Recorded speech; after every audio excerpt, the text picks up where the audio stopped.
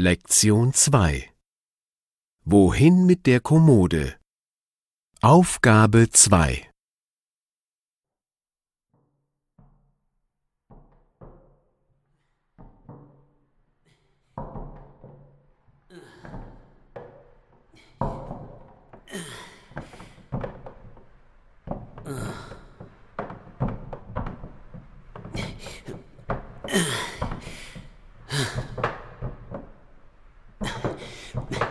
Wohin mit der Kommode?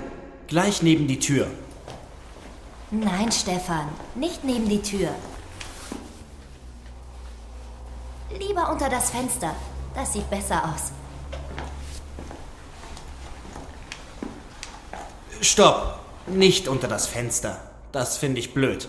Dann lieber neben den Fernseher. Was meinst du, Jasmin?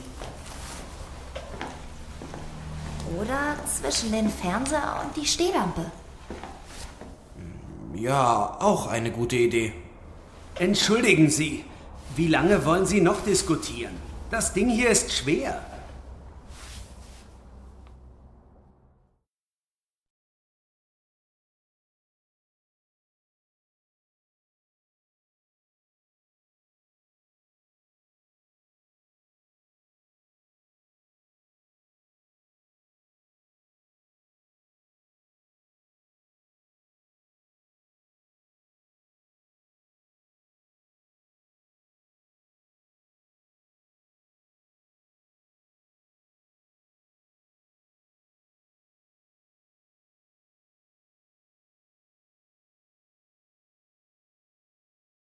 Aufgabe 3.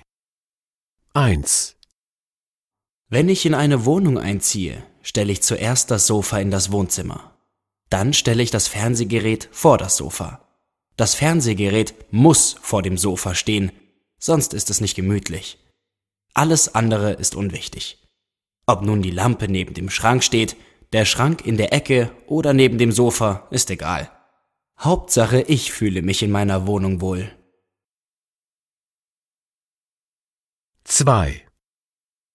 Wenn ich in eine Wohnung einziehe, renoviere ich erst alles.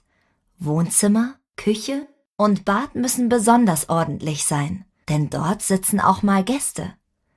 Auch unter dem Sofa muss es sauber sein. Auf dem Sofa liegen ein paar hübsche Kissen. Das Fernsehgerät verstecke ich im Schrank.